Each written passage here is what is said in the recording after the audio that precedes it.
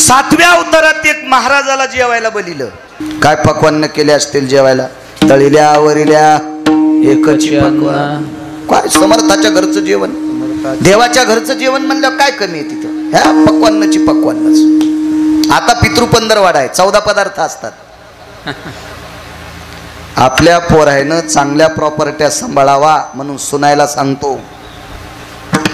जिच्या घरी पक्ष असेल तिनं 14 पदार्थ श्रद्धेनं करी जा. जितका पांडुरंग आपल्याला प्रिय आहे, जितका काशीतला मालक आपल्याला प्रिय आहे, तितकीच पक्ष तिथी पितृतिथी तितकी प्रिय आहे.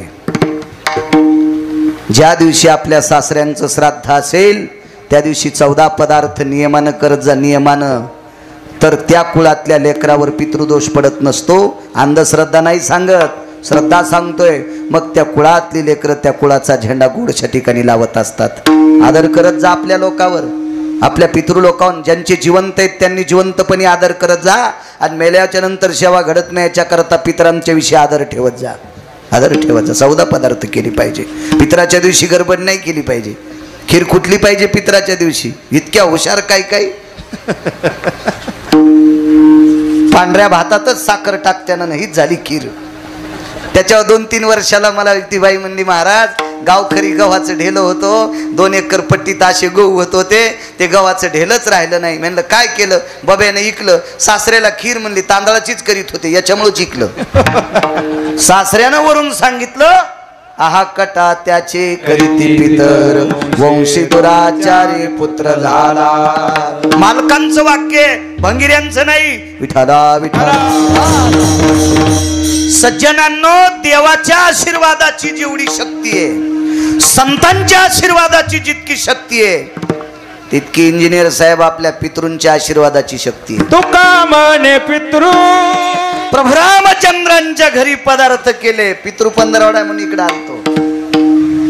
तुका म्हणे पितृ आशीर्वाद देती, कल्याण इच्छिती तया कुळा, कल्याण विच्छिती तया कुळा. कडव्यावर येतो मी पुन्हा. महाराज जेवायला बोलील ते तिथं येतो मी. पण मला कापसाला गव्हाला पाणी देताना गवत उपटायचं नाद आहे. इकडे येतो ना जर पितृपंधरवाडा आहे ना, लक्षात असलं पाहिजे. 4-2 पुस्तकं वाचिले, भंगिरे म्हणले इथं पित्र घातल्या वरच्याला भेटतेत का भडव्या? तुला या संप्रदायात यायचं नसेल तर येऊ नको, पण याच्यात जन्माला येऊन इथल्याचे वाभाडे काढू नको. नरकाला जाशील सोंबळ्या. विठाला विठाला.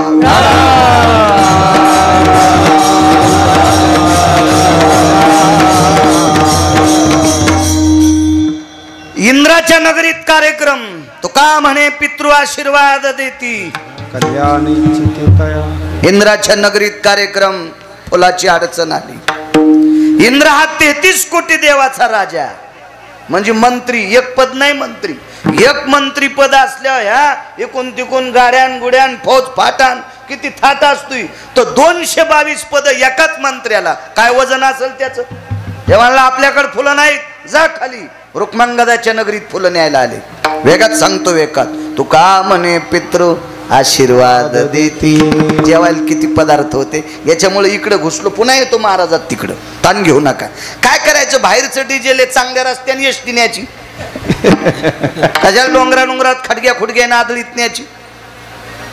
आणि मग खाली विमान आलं. बऱ्याच दिवस फुलं नेत होते, पण एके दिवशी तो फुलारी होता सांभाळणारा ती बाग, त्यानं सांगितलं कोणाचं विमान आहे? ते पड विमान खाली. हटकिल्या पुष्पक पडतसे. तिथं शब्द वेगळा आहे, पण कळण्यासाठी हटकिल्या वापरलाय. घरी गेल्या वाचा वाचा. घरी गेल्या ते विमान खाली टेकलं. राजाला राग आला, पण इंद्राची सेवक आहेत. आनंद वाटला. आपल्या नगरीतले फुलं स्वर्गात चाललेत, अमरपुरीत चाललेत. आनंद घेऊन जा तुमचं विमान. ते म्हणले तसं जात नाही ना. मग बृहस्पती महाराजांना निरोप केला, हे विमान पेट्रोलनं उडत नाही, याला एकादशीचं पुण्य लागतंय. एकादशी त्याच्या अगोदर कोणाला माहित नव्हती. हा माहित नव्हती. कोणी शहाणपणा करायचाच नाही. नव्हती माहित. मग सांगितलं अमक्या तिथीला जो कोणी निराहारी राहिलाय त्याला पहा. तर मला असा पुरावा सापडला नाही. पण एक भागवतकार होते, फार जुनाट होते, फार जुनाट होते. त्यांनी सांगितलं म्हणे पती पत्नीचं भांडण झालं, रागा रागानं बायको 2 दिवस उपासी, दशमीला उपादशी, एकादशीला उपासी. मग राजानं दौंडी पिटिली, कालच्या आणि आजच्या तिथीला कोणी उपासी आहे का, असा कोणी असेल त्याला राजाच्या दरबारात त्याचा सन्मान करण्यात येईल. कोणीच उपाशी नव्हतं. पण एक बाई म्हणली आमची सून आजचा द्वादशीचा दिवस आहे, 3 दिवस झालं तिनं पाणी पण पिलं नाही, तिला आणा उचलून. तिला उचलून आणलं, तिच्या हातावर पाणी दिलं आणि संकल्प सोडला. तिला लवंगाव मंगळवार नव्हता, ती खारकाव बुधवार धरीत नव्हती. मग एकादशीच्या दिवशी उपाशी राहिल्याचं पुण्य पाणी सोडल्याबरोबर विमान उडालं. मग रुक्मांगद राजाने एकादशीचं व्रत सुरू केलं. तुका म्हणे पितृ आशीर्वाद देती. आता पुढे बघा, रुक्मांगद राजाला ज्या वेळेला विमान येतंय, पुरीसह राजा वैकुंठी गेला. एकादशीच्या पुण्यावर वैकुंठाला नेण्यासाठी विमान आलं. पण रुक्मांगदाचा पुत्र धर्मांगद त्यानं सांगितलं, बाबा मी तुमच्या पश्चात राज्य करतो. विमानात बसता बसता हातात हात दिला, सांगितलं बाळा मी आतापर्यंत निष्ठेनं व्रत केलंय, तुला आशीर्वाद देतो रे, पण हे व्रत सांभाळ, हे व्रत सांभाळ. आणि रुक्मांगदानं जे राज्य केलं त्याच्या दुप्पट, हजारो पट श्रेष्ठ आई लेकरावर जितकं प्रेम करते इतकं प्रेम धर्मांगदानं प्रजेवर केलं. आशीर्वाद कोणाचा होता? बापाचा. तुका म्हणे पितृ आशीर्वाद देती. संपत्ती टिकण्यासाठी वाडवडिलांचा आशीर्वाद लागतो. जे वाडवडील आशीर्वाद ठेवत नाहीत त्याची संपत्ती खसखशीनं भरलेलं पोतं. खसखस कळतीनं महालक्ष्म्यात अनारशाला लावली असेल ना तुम्ही, अनारशाला खसखस लाईत असते. आता बाया हुशार झाल्या, ती महाग झाल्यामुळं तिळं लावायल्यात. आमच्या घरी तिळं लावलेत ना, कस काय होते नाही म्हणे, तिळही छान लागते, पण मला अनारशाला खसखसच असते. तिळं बाजरीच्या भाकरीला असते. तू अशी चॉकलेट देऊ नको म्हणलं. विठाला विठाला.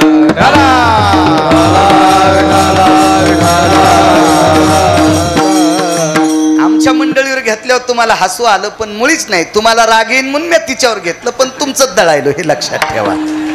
तुमचं दळायलो. उगा आता इथं येऊन कशाला तुम्हाला टोले मारायचे.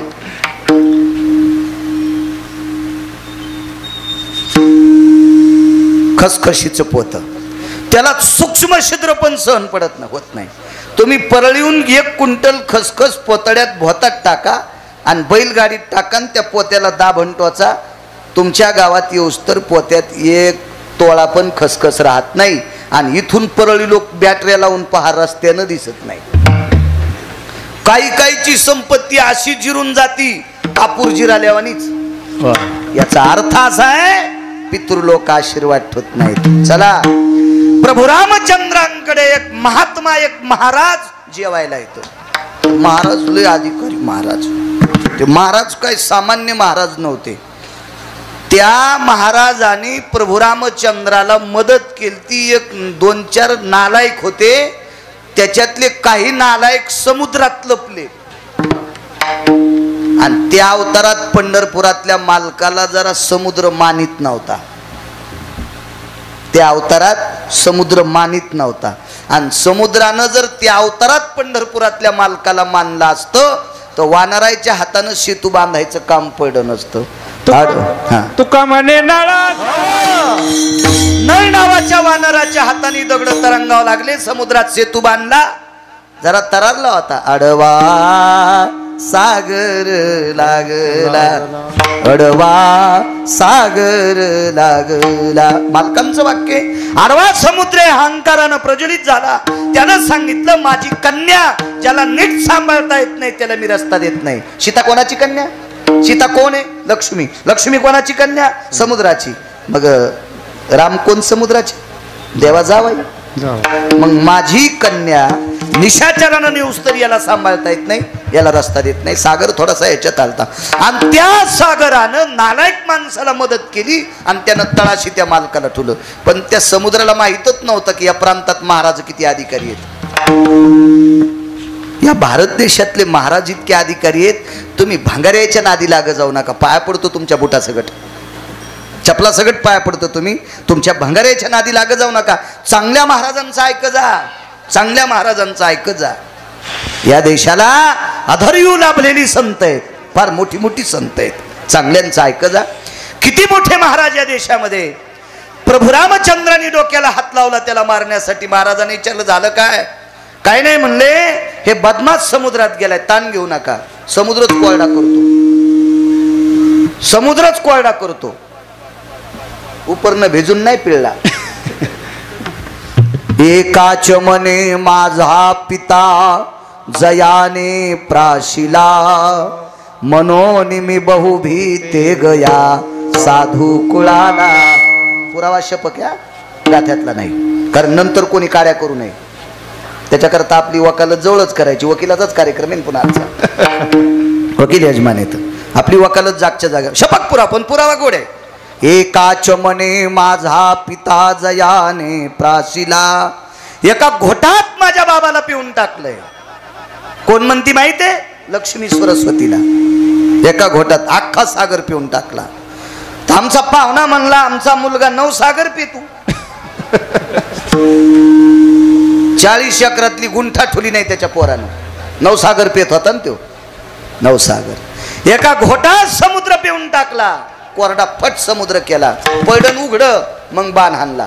हे मस्ताडेलं मारलं. तर प्रभू रामचंद्राने विचार केला ह्या महाराजाला दक्षिणा द्यावा, तर ते काय दक्षिणा कीर्तन करीत नव्हते, ते काय पैसे घेत नव्हते ना. मग उतराई कसं व्हावं? महाराज आमच्याकडे जेवायला या. येतो म्हणे उद्या.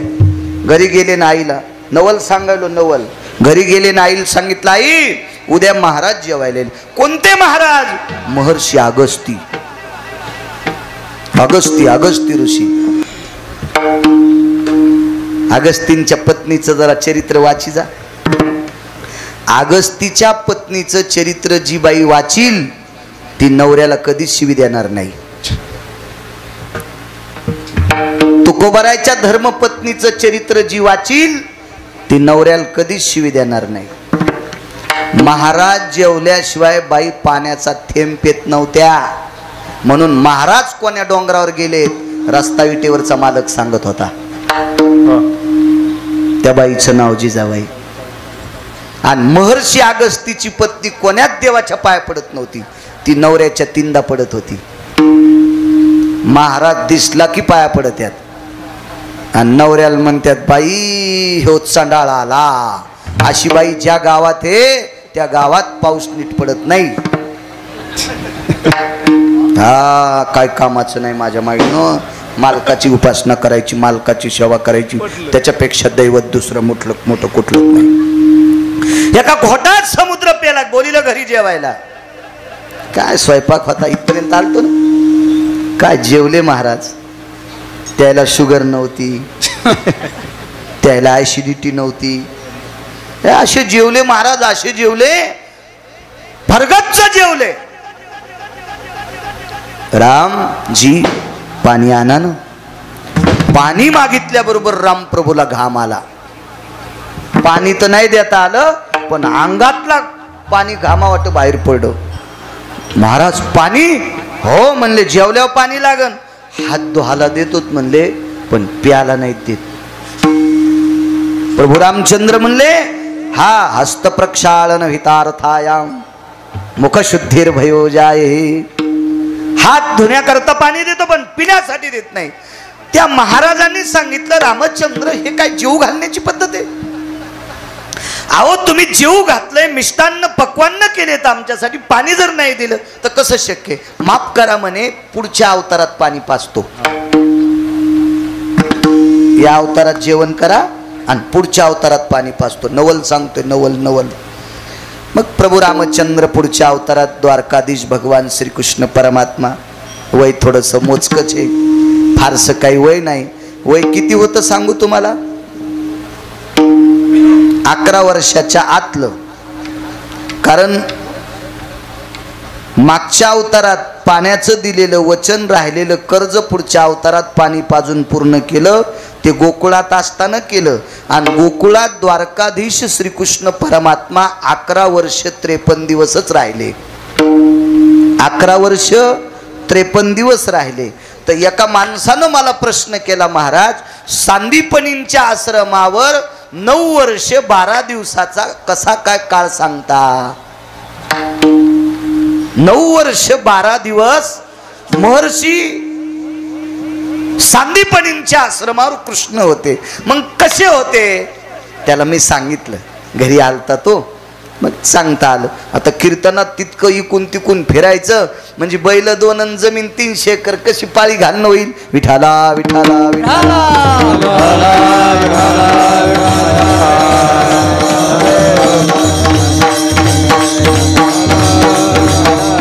हा एखादा वरकड इतिहासातला किंवा बाकीच्या भंगाऱ्या गोष्टीतला एखादा शब्द जर माहीत नसताना गेला तर मी माफी मागन. पण पुराणाच्या बाबतीत जितकं माहिती आहे तितकंच बकबक करीन. विठाला विठाला विठाला.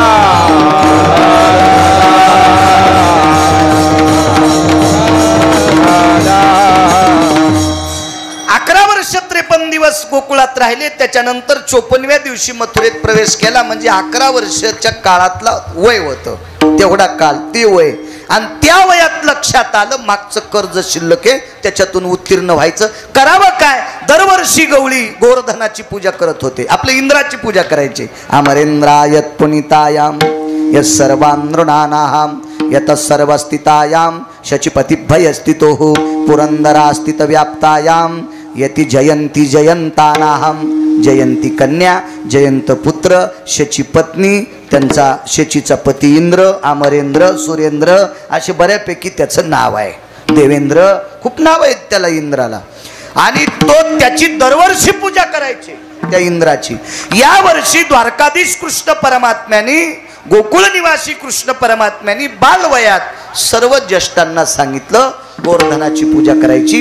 या पर्वतावरचं गवत आपल्या गायी वासरं खातात म्हणून आजही पद्धत आहे. कृष्णादेवा आवर्षण जर पडला असेल तो गोवर्धन पूजा करण्याची पद्धत आहे. आपल्या गावाला एखादी उंच टेकडी असेल, त्या टेकडीवर गायी घेऊन जायच्या. त्या दिवशी गायी धुवायच्या, वासरं धुवायचे, काही बैल धुवायचे, म्हशी पण. बरं म्हशी पण आल्या त्याच्यात, शेळ्या नसत्यात. मात्र शेळ्याच्या बाबतीत मी वाईट बोलणार नाही, पण गोवर्धन पूजेला शेळी नसती. शेळी का नसती? कारण शेळीचं बीज हलकट आहे. शेळी हलकट नाही. शेळी ज्याच्यापासून जन्माला आली ती शेपुडी हलकट आहे. तिचा बाप हलकट आहे. बोकड्या नालायक आहे ना. बोकड्याला 3ऱ्या दिवशी बहीण कळत नाही. शेतकरी आहेत तुम्ही, त्याच्याकरता शेपुडी वापरली नाही. इकडे विठाला विठाला विठाला.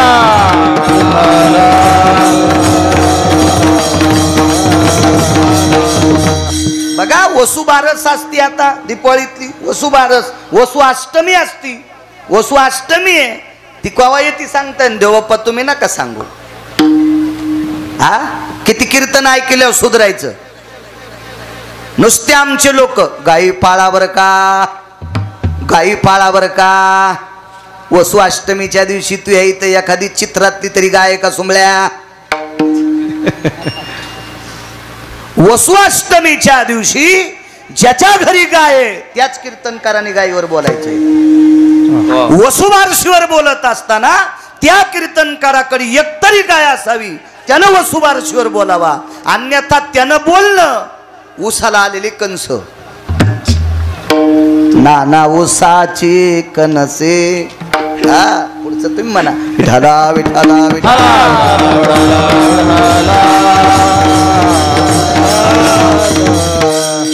गाईच्या बाबतीत आहे, म्हशीच्या बाबतीत सुद्धा आहे. म्हशीचं पण पूजन करते ते एका दिवशी. हो एका विशिष्ट प्रकारच्या दिवशी. ते दिवस घरी गेल्यावर पहा, गुत्त थोडं घेतलं मी सगळं सांगायला. त्या दिवशी म्हशी धुत असतात. म्हशीच्या शेपटीच्या वरच्या दोन्हीकडच्या 2 बाजू असतात. एकीकडे चंद्र काढतेत, एकीकडून सूर्य काढतेत. ते कावाचा काढीत नाहीत, ते चुन्याचा काढीत नाहीत, ते दह्यानं काढतेत किंवा लोण्यानं काढतेत. विठाला विठाला विठाला.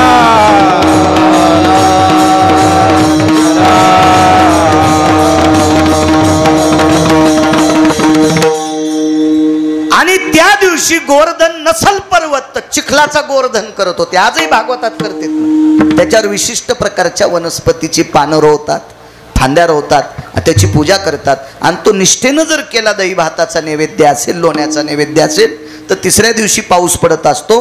तो गोवर्धन पूजा करणारा निष्ठावंत वारकरी असावा. हा, अशी निष्ठावंत लोक लागतील बरं का. निष्ठावंत या संप्रदायात फार नाही. आणि आजही निष्ठावंत लोकांवर संप्रदाय, आमच्यासारख्या भंगाऱ्यावर नाही. विठाला विठाला विठाला.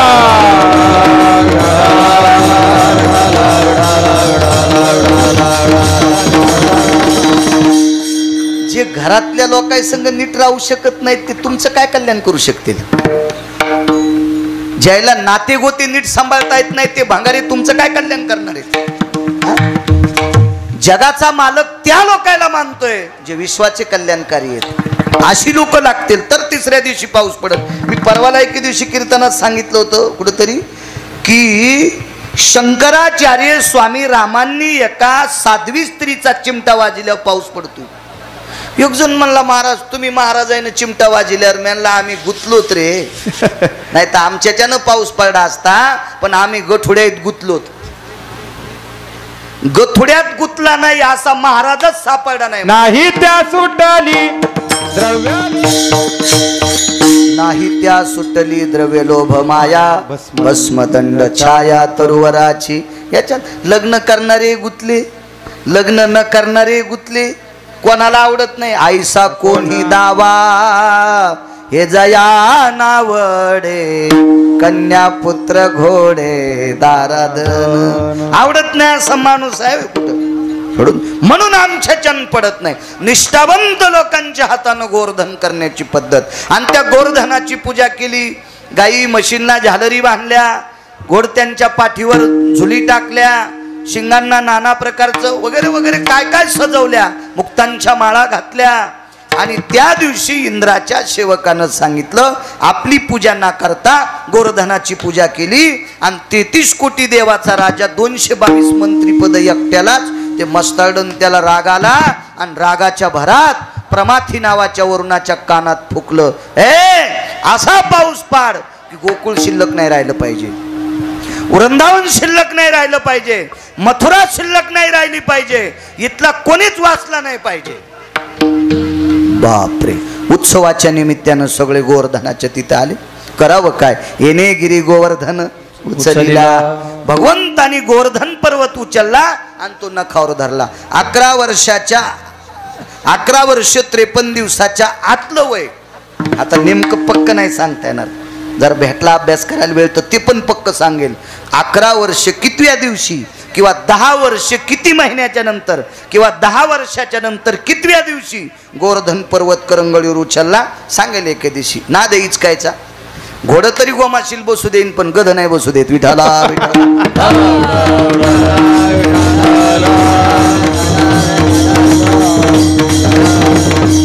कारण गध्याला लोळता येतं. लोळून लोळून का होत नाही, पण गोमाशी मारितच. मी कुठे लोळन, पण गौशीनच पुरावा. विठाला जाऊ द्या, मी गध जरी असलो तरी पुराणातलं इतकं मात्र खरं आहे. विठाला विठाला विठाला. आणि मग इंद्राल रागाला, प्रमाथी नावाच्या वरुणाला सांगितलं पाऊस पाडा. कसा पाऊस पाडा? मुसळधार नाही. सांगणारे कुठं आखली असतं. काय पाऊस पडला म्हणले आमच्याकडं, काय पाऊस पडला आमच्याकडं. मोटरसायकलच्या इंना खालची माती. टाइम संपला का आपला?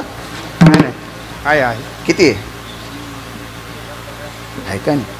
संपत आला आहे का नाही? एवढा पुरावा सांगून जे इठ्ठल करू काय ताण. वेळेत वेळेत वेळेत असलं पाहिजे, उगत ताण नाही.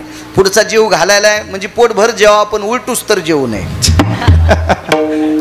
असं एखाद्यानं बैल दिले, दुपारा ठेपात नाही केला. दुसऱ्याचे बैल म्हणून ठेपात नाही ना. दिवस माणूस तर उभाटे हाणले, दुसऱ्या दिवशी बैल चलत नत. ते मालक म्हणला, मरूस तर माझ्या बैलाकडे पाहू नको रे तू. असं नसतं ते का नाही. माणसं ऐकायलीत म्हणून असं असतं का कुठं काही बी नाही. आपल्या वेळेत कीर्तन सोडायचं. असो मुसळधार पाऊस नाही, शिळावर्षल्या धारी मेघ जो कडाडीला मेघ जो कडाडीला शिळावर्षल्या धारी रक्षिले गोकुळ नखी धरी लागिरी निर्भय लोक पाळ अवतरले हारी जय देवा कृष्ण नाथा राई रुक्मिणी कांता आरती ओवाळी तुम्हा देव के सोता जय देवा कृष्ण नाथा रक्षिले गोकुळ ओ नखी धरी लागिरी तया पृष्ठावरी एका प्रजन्य थेंबुटा लहरी त्या गाईच्या पाठीवर एक पावसाचा थेंब पडल. काय इंद्राची मायवेली, काय हिम्मत आहे त्याची गाई भिजवायची, अद्याप नाही. हत्तीच्या सोंडेसारख्या धारा पडल्या. काय पाऊस पडत असेल कल्पना करा. 14 समुद्रा इतकं पाणी वाहत होतं. 14. आता करायचं काय. गवळ्यांनी विचारलं कृष्णा हे पाणी किती गाव मरतील, किती गाव बुडतील. काळजी करू नका. पाचारीला वासुकिओ पाचारीला वासुकिओ 9 वेळेला वासुकीला बोलिलं. एकदा समुद्र मंथन करताना बोलिलं, एकदा अति पाऊस पडला तेव्हा बोलिलं. बाकीचं पान पुन्हा आहे का नाही बघितलं पाहिजे. बाकीचं काही दुकानावर घ्या ना दुसऱ्या, एकाच दुकानावर सगळ्या वस्तू कशा भेटतील. आता वासुकीला आमंत्रित केलं, त्याला सांगितलं ऐके उरंगा ऐके उरंगा ऐके रे उरंगा. उरंग म्हणजे सर्प, याच्याकरता पुन्हा पुन्हा उरंग उरंग म्हणलो. ऐके ददुशुका म्हणजे सर्प, ऐके व्याळा व्याळ म्हणजे सर्प, सर्पाला फार नाव आहेत. हे उरंगा आता तू याचा आळ कर. जैसा मंद्राचळ कवळीला आयसा सव्य भागे कवळावा. जसा मंद्रचळ मधातून कवळीलता रई मंथन करत असताना आता सगळ्या बाजूनं गिरी गोवर्धन, हा गोवर्धन तो कवळायचा आणि एका जाग्यावर त्याचं दार काढून दे. 14 समुद्राचं पाणी एका जाग्यावर चौकून शेषाचं आळ, वासुकीचं आळ आणि एका जाग्यावर असं पाणी. ते पाणी 14 समुद्रा इतकं पडत होतं. आणि आवाज दिला महाराज या 7व्या अवतारात जीव घातलं होतं, आता पाणी प्या. मथाऱ्यानं तोंड लावलं, तिथं पाणी पिऊच लागलं.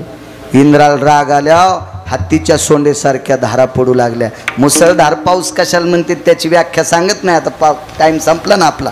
कशाला मुसळधार तरी सांगतो.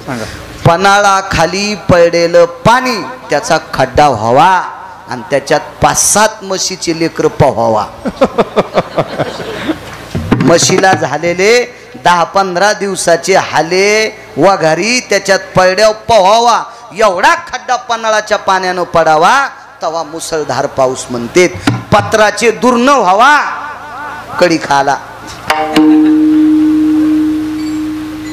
आपण कशाला काय पाऊस झाला हो. बाई रानातून आली तो पदर नाही भिजला तरी पाऊस झाला. कशाला म्हणतो आपण, कशाला काही म्हणतो, जाऊ द्या. असो, हत्तीच्या सोंडेसारख्या धारा 14 दिवसात 7 दिवस आणि 7 रात्रा पाऊस पडतच होता. मालक नाही दमला, माथारही पाणी पेता पेता नाही दमलं. माथार म्हणजे ते महाराज बरं. ते गुटखा खात नव्हतं, ते तंबाखू खात नव्हतं, ते मंदिरात पते खेळत नव्हतं, ते कोणाच्या सोयरिकी मोडीत नव्हतं, हो कोणाचं इचकीत नव्हतं. हा असं लय हुशार म्हातार होतं ते. हुशार म्हातार पाणी पिऊच लागलं. पण जोर जोरात कर्ज ल्याव म्हाताऱ्याला राग आला. ए काय मस्ताडा रे, तू काय समजायला याला. अशी तुझ्यासारखी कोटी जन्माला आले तरी भेट नाही. बंद कर पाऊस.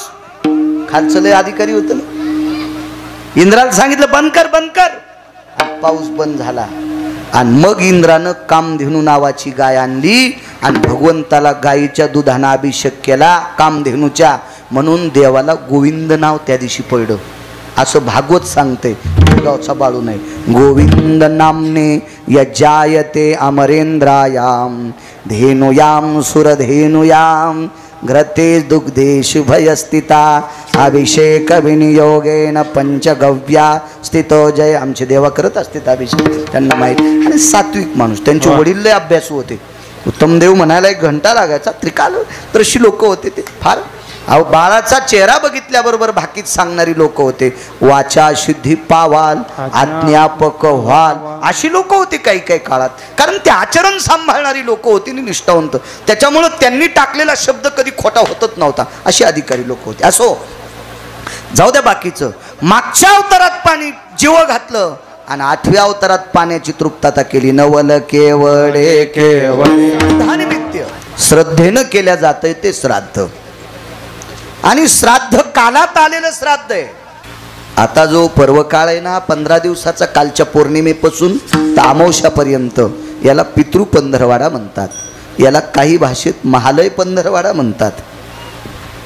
अशा या परमपावन पंधरवाड्यामध्ये जी व्यक्ती पितृ पंधरवाड्यात गेली त्या व्यक्तीचं त्याच दिवशी श्राद्ध आणि त्याच दिवशी पुण्यस्मरण, या दोन्ही गोष्टी एका दिवशी येत असतात.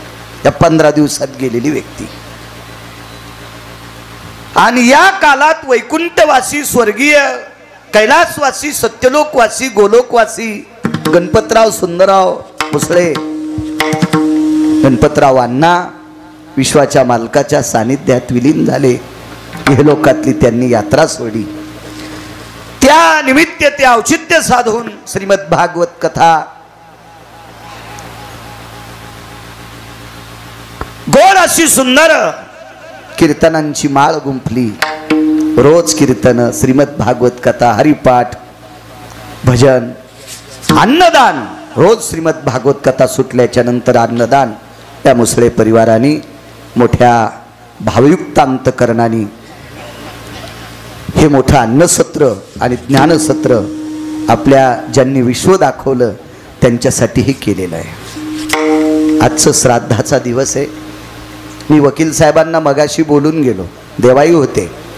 पुढच्या वर्षी असा सप्ताह करत असताना 1 दिवस पुढे ढकलायचा आणि श्राद्धाचा दिवस मध्ये घ्यायचा.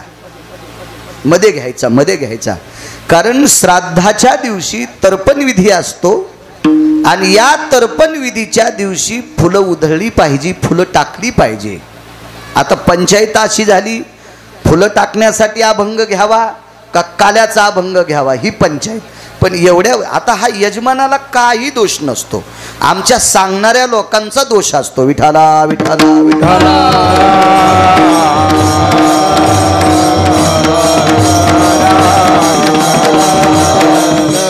आणि शेवटी अर्ध्या मिनिटाची तिळांजुळी आदरांजली म्हणून आपण देवा फुलं टाकूच त्यांच्यावर, म्हणजे कालाही करू आणि फुलंही टाकू. विठाला विठाला विठाला. मोठ्या श्रद्धेने, मोठ्या अट्टहासाने परम अधिष्ठान विश्वातलं वारकरी संप्रदायातलं एक नाविन्य युगानुयुगी कार्यरत असलेलं रत्न सद्गुरु पूजनीय पवित्रान पूज्य विन्यास सकलाम सृष्टी त्वज्जायते असा 19 संन्याशापैकी 1 नंबरचा संन्यासी अधिष्ठान दक्षिणमुखी हनुमान मंदिर. अशा मारुतीरायाच्या दरबारात एवढा मोठा उत्सव तुम्ही मोठ्या आदरानं करता, तुम्हाला धन्यवाद. आणि उत्सव आपल्या घरातल्या एका व्यक्तीच्या पुण्यस्मरणा करता करता याच्याकरता तुम्हाला धन्यवाद. नाही तर सत्तेले लोक करायलेत काय, त्याला पुन्हा लुटायचं, सातारं दान करायचं, काय चलत राहतं, काय नसतंय त्याचं, काय विषय चलत राहतं, काय विषय. एका माणसाचं पाकिट घरी नेल्यावर ते पाकिट झोपू देत नव्हतं. मला नंतर कळालं पैसे कशातून आलते. पण वडिलांच्या स्मृती करता, त्यांच्या आदरा करता, त्यांनी आपल्याला विश्व दाखवलंय, या प्रित्यर्थ त्याच्यातून उतराई तर होऊ शकत नाहीत. याच्याकरता तुम्ही एवढं मोठं सत्र करता, म्हणून इंजिनियर साहेब, वकील साहेब तुम्हाला धन्यवाद. धर्मसिद्धांतामध्ये, श्रुतीशास्त्रामध्ये पंढरपुरातल्या मालकापेक्षा आणि काशीतल्या मालकापेक्षा ज्याला त्याला आपले आईवडील मोठे आहेत. देवापेक्षा सर्वात मोठं काय जगातलं असेल तर मायबाप आहेत. माय बापाला तिरस डावलून जो कोणी देवाचा होत असेल त्या नालायकाला पंढरपुरातला मालक मानित नाही. विठाला विठाला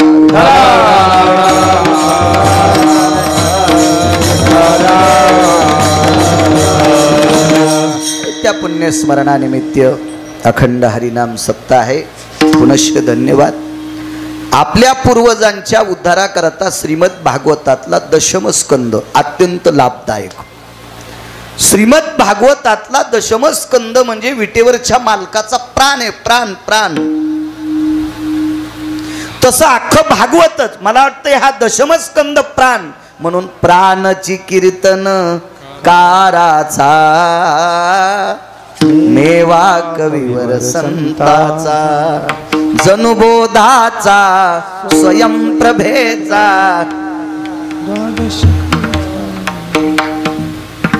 वा वा वा वा. पाठी सगळ्यांना आरती. विठाला विठाला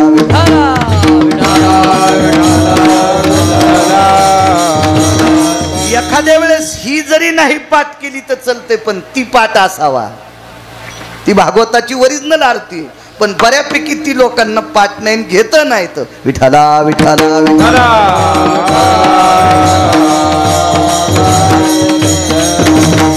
ज्या श्रीमद भागवतात 12 स्कंद आहेत त्या स्कंदाचं वर्णन त्या आरतीत.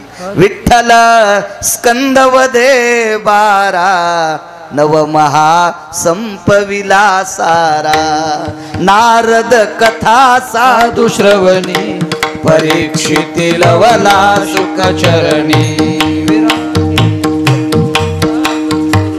क्या बात आहे. वा वा. ही ओरिजिनल भागवताची आरती.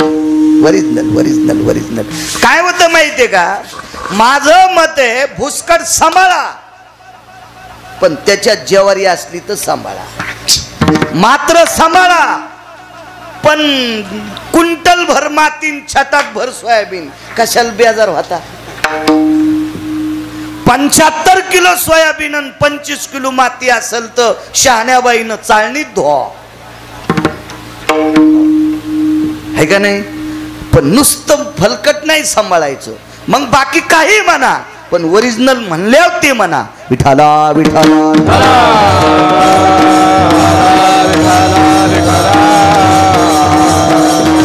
श्रीमद भागवतातला दशमस्कंद हा विटेवरच्या मालकाचा प्राण आहे. आणि हा दशमस्कंद दशमी एकादशी आणि द्वादशी 3 दिवस जर याच्या श्लोकाचं पितृतर्पणा करता वाचन केलं तर पितृदोष नाहीचा होत असतो असं पुराण सांगते. गिरगावचा बाळू नाही. पुराण सांगते. पुराण पुराण पुराण. आणि वडिलांच्या पुण्यस्मरणानिमित्त श्रीमद भागवत कथा लावली. पुनश्च वकील साहेब इंजिनियर साहेब तुम्हाला धन्यवाद. वा. मला तुमच्या वतीने यजमानांच्या वतीने सुमित संपर्क करत होता. सारखा सारखा फोन करायचा. 4-8 दिवसाला तो तारखेची आठवण करून द्यायचा. मी त्याला म्हणायचं मी 20 वर्षात आतापर्यंत कोणाची तारीख टाळली नाही. मोबाईलच का लहान वापरतात. तुम्हाला पत्रिका टाकता येत नाही. म्हणलं तुला गरज काय. मी तारीखच सोडित नाही ना. तू का ताण घे. तू मला नाही पत्रिका आली तरी मी तिथं हजर होतो. तू काय काळजी करू नकोस म्हणलं सुमित. त्यानं तारीख घेतली त्यालाही धन्यवाद. मस्तक माझा पायावरी या वारकरी संतांच्या. विठाला विठाला. उपस्थित श्रोते जनार्दनांच्या चरणी साष्टांग प्रणिपात करतो. या पवित्र अधिष्ठानाच्या चरणी मारुतीरायांच्या चरणी नाक घासून दंडवत करतो. या प्रांतातल्या देवतेंना यतियोगी तपी सिद्धांना प्रणाम करतो. आणि माझ्या अभंगावर येतो नवल केवडे केवडे. काय नवल आहे देवाच्या जीवनातलं. किती नवल किती नवल किती नवल. 7व्या अवतारामध्ये भावाला उठण्यासाठी रडू लागला. मांडीवर कोणाचं डोकं होतं माहिती. शक्ती लागल्यावर लक्ष्मणाचं. लक्ष्मण कोण. पंढरपुरातल्या मालकाचे सख्खे भाऊ. सख्खे भाऊ सख्खे भाऊ. एक जण म्हणला महाराज ते सख्खे कस काय म्हणता. सावतारा सुंबळ्या आहेस का काय म्हणलं. तू सुंबळ्या आहेस. तू सुंबळ्या आहेस. सखा भाऊ कोणाला म्हणत असते. सावतर भाऊ कोणाला म्हणत असते माहितीये का. एका माईच्या पोटी जरी झाले तरी सावतर होऊ शकते. कोण नालायक सांगू. केळीचं ढेलं याला घेतलं आणि बर्डाचं ढेलं त्याला दिलं. बंगला याला घेतला आणि पत्राचं घर त्याला दिलं. हे एका माईच्या पोटी जन्माला आले तरी हे भंगिरे सावतर आहेत. तरी हे भंगिरे सावतर आहेत. हे दोन आईचे दोन होते, दोन आईचे दोन होते, पण सख्खे का म्हणतात महाराज. 19 लोक आले त्याला. भैडीजा घरी गेल्या भांगाऱ्याचं भैडीण्यापेक्षा चांगलं दळीजा पीठ पडतंय. वाळू दळल्यावर कुठं पीठ पडत असतंय का. हे सख्खे का म्हणायचं. दोन आईचे दोन होते. पण माईल सांगितलं माय मी प्रभू रामचंद्राच्या सेवेला चाललोय. सख्य आवाज दे दादा गोडकर चांगलं करीन तुमचं. देव मी नाही, देव चांगलं करीत असतो. मला महच मिळ लागणं इथरोक यावं लागायले तर मी काय करू तो चांगलं. माय मी प्रभू रामचंद्राच्या सेवे करता चाललोय. सख्य कोणाला म्हणतात पहा. लखन रामचंद्राच्या सेवे करता चाललास. हो, लक्षात ठेव, वाक्य ध्यानात ठेव. जर तुला रामचंद्रांची सेवा करायची असेल, विठ्ठला विठ्ठला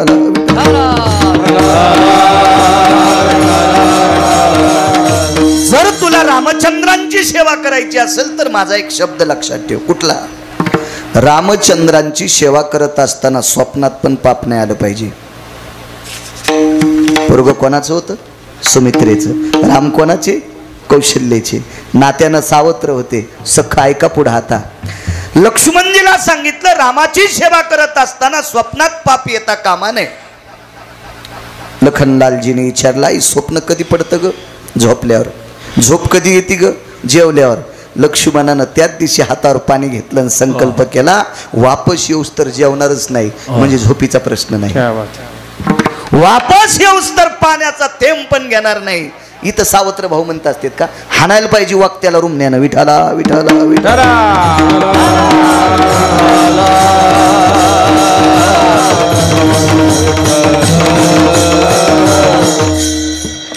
34 मुद्द्यापैकी अजून एक मुद्दा सांगतो. एक सांगितला दुसरा आहे का.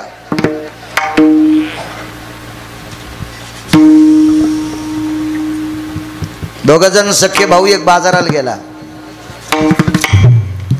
घरी थांबलेल्या भावानं सांगितलं दादा गाजर घेऊन ये रे. गाजर घेऊन ये, गाजर घेऊन ये, गाजर घेऊन ये. तर आपल्या दादानं आपल्याला गाजर सांगितले ते गोड आहेत की नाही कळण्यासाठी बाजारातच दोन खाऊन पाहिले. कोणी माहिती. सख्या भावानं बाजारातच दोन खाऊन पाहिले गोड आहेत का नाही म्हणून. सज्जनांनो प्रभू रामचंद्र 14 वर्षे 27 दिवस फळ खाल्ले. ते फळ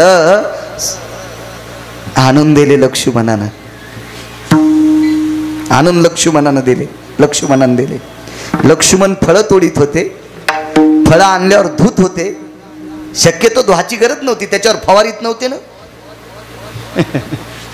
तरी पण धुवून खात जा. जाऊ द्या धुतलं पाहिजे.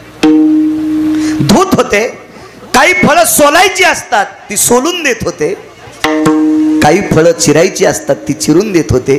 काय वापरीत असतील ते देव जाणे तिथं. पण सोलून चिरून धुवून लक्ष्मणजी फळं देत होते.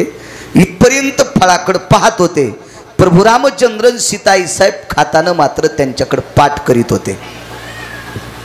त्यांच्याकडे बघत नव्हते. सख्खे पण किती गोडे लक्षात ठेवा. त्यांच्याकडे पाहत नव्हते. तर एके दिवशी सीताई साहेबानं रामप्रभूला प्रश्न केला लक्ष्मण भाऊजी फळं आणतेत, फळं धुतेत, फळं सोलतेत, फळं कापतेत, फळं आपल्याला वाढतेत, पण आपण जेवताना आपल्याकडे पाठ करतेत, कारण काय. प्रभू रामचंद्राने विचारलं सीते हा प्रश्न मला विचारू नकोस. माझी विचारण्याची ताकद माझ्यात नाही. सीताई साहेब म्हणल्या मी विचारते, तू पण विचारू नकोस. नाही पण मला विचारायचं म्हणे. एकांतात सीताई साहेब एका झाडाखाली बसल्या. प्रभू रामचंद्र बाजूला आहेत. देवानं आपलं झोपीचं नाटक केलं. दगड उशाला घेतला. प्रभू झोपलेले आहेत. लक्ष्मण झोपतही नव्हते. त्यांना स्वप्नात सुद्धा रामाविषयी पाप येऊ द्यायचं नव्हतं. बाजूलाच उभे होते. आणि सीताई साहेबांनी सहज प्रश्न केला भाऊजी काय वहिनी साहेब, काय वहिनी साहेब काय. भाऊजी तुम्ही फळं आणता, तोडता तुम्ही, सोलता तुम्ही, कापता तुम्ही, वाढता तुम्ही, आणि आम्ही फळं खात असताना आमच्याकडे पाठ करता, कारण काय.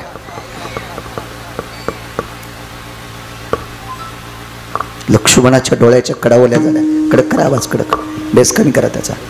डोळ्याच्या कडा ओल्या झाल्या. नवल सांगतोय.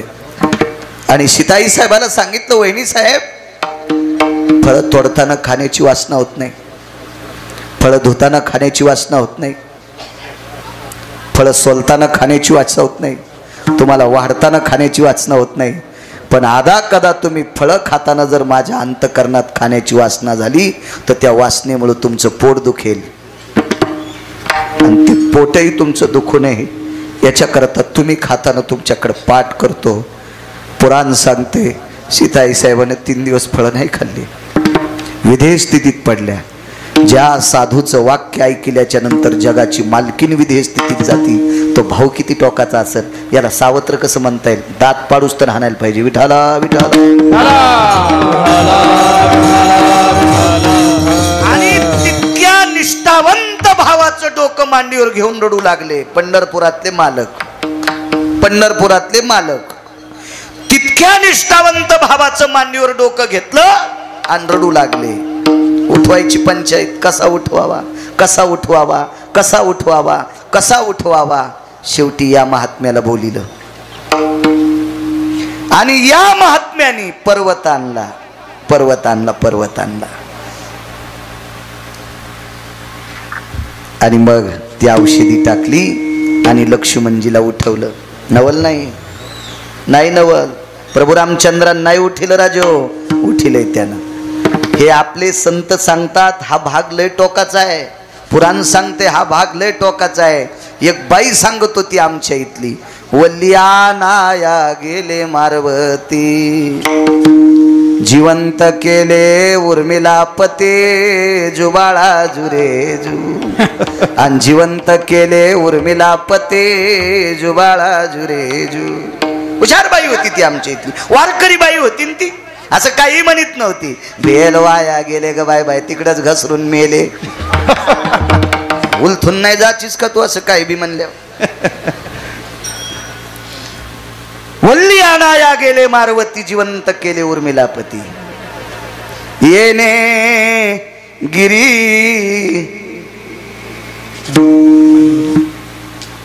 आनविला.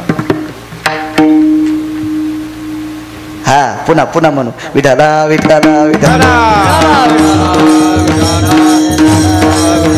माझं एक मत आहे, येठण घालून जर आवत आणायचा कटाळा येत असेल तर नका आणू, पण येठण घालून दिल्यावर आवत आणलं पाहिजे. विठाला विठाला विठाला.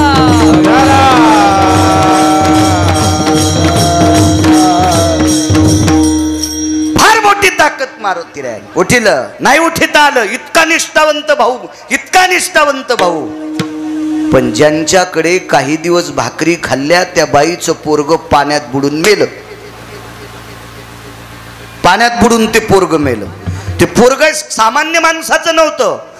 पृथ्वीवर जितके देश आहे सर्व देशातला शिक्षण महर्षी होता. त्या शिक्षण महर्षीचं नाव होतं महर्षी सांदीपनी. आणि या सांदीपनींच्या धर्मपत्नीनं जाता जाता सांगितलं, कृष्णा काहीच गुरुदक्षिणा नको रे. मग आई साहेब रडता का? तुझ्यात पोरग पाहत होते. मग आता मी गेल्यावर कोणात पाहता? त्याचीच तर पंचायत येणार रे. मग भगवंताच्या लक्षात आलं बाई मागत नाही आणि दिल्याशिवाय आता ऐकत नाही. मग मुलगा मेल्याचं दुःख बाई विसरून गेल्या सांदीपनींच्या पत्नी. कोणामुळं? कृष्णात स्वतःचा मुलगा पाहत होत्या. पंढरपुरातल्या मालकात स्वतःचा मुलगा पाहत होत्या. पण आता तू आश्रम सोडून गेल्या मी कोणात बघू? नाईलानं जगाच्या मालकाला गुरुपुत्र उठवा लागला. 7व्या अवतारात भाऊ इतका निष्ठावंत होता, त्या भावाला उठण्यासाठी ह्या मालकाला बोलावं लागलं. स्वतःला नाही उठीत आलं. आणि 8व्या अवतारात गुरुपुत्र उठीत असताना कोणालाच बलिलं नाही. म्हणून मालक म्हणतात नवल केवळ नवले. मगाशी एक सांगता राहिलो. एक जणानं मला वाटतं या 1-2 महिन्यात एके दिवशी बोलून गेलतो की भानुमतीला जगाचा मालक मुलगी म्हणत होता आणि हे बाप म्हणत होती. एक शंका आली त्या माणसं. विद्वान माणूस होता, चांगला माणूस होता, वयस्कर माणूस होता. आणि त्या व्यक्तीने विचारलं, महाराज मला असं वाटतं की देवानं तिला मुलगी का मानावं. त्याचं कारण सांगतोय. मोठी भाऊजाई आई समान आणि मोठ्या भावाला लहाण्याची बायको मुली समान. मोठ्या भावाला लहाण्याची बायको मुली समान आणि लहान्या भावाला मोठ्याची बायको आई समान. सज्जनांनो, हिच्या नवऱ्याच्या नालायकपणामुळं ब्रह्मांडाच्या मालकाला 7व्या अवतारातला जो भाऊ होता तो शेष होता. आणि हा शेष या सुंदर स्त्रीच्या पतीच्या नालायकामुळं शेषाला भोग सृष्टीतला स्वीकारावा लागला. म्हणून जगाच्या मालकाच्या लक्षात होतं, पाताळातून शेष आला तो कवनाचे गेही गाला. हा पुरावा आहे. याच्याकरता जगाच्या मालकानं तिला मुलीच्या तत्वात मानलं होतं. कधी कधी पुराण इचकी जा, गबाळायचं भांगरायचं इच केल्यावर काय भेटते तुम्हाला? पुराण इचकी जा, आपलं बुद्धी प्रज्वलित होत असते. विठाला विठा हे नवलाचं काम आहे. नाही उठू शकले 7वी अवतारा स्वतंत्र. मालकाची कृपा झाली. पुन्हा एक प्रसंग ऐका. नाना प्रकारची नवलाची काम आहेत. देवाच्या स्वतःच्या लग्नात नवल आहे. देवानं जिच्याशी लग्न केलंय तिची सोयरीक दुसऱ्याशी झाली. हळद दुसऱ्या संग लागली कृष्ण देवा आणि अंतरपट दुसऱ्या सोबतच सुटला. हळद शिशुपाळा सोबत. श्रीमंतो भयस्थितो हरिद्रादि चूर्ण यजताः सर्वांग विलेपनम सर्वस्थिताति मंगलम. षोडशम संस्कारे तम. 16 संस्कारापैकी एक संस्कार म्हणजे लग्न. यस संस्कारेण फलतृप फलतिते यत्मिद्यानाम. युगजून म्हणलं काय तर मम म्हणता. अरे असंच म्हणावं लागतं सोमळ्या. तुला कळाला असं म्हणल्या तर ब्राह्मणाला तिथंच घर बांधून जावं लागन. हो ना, तुला कळ आणि तुला का कळणार आहे. विठाला विठाला विठाला.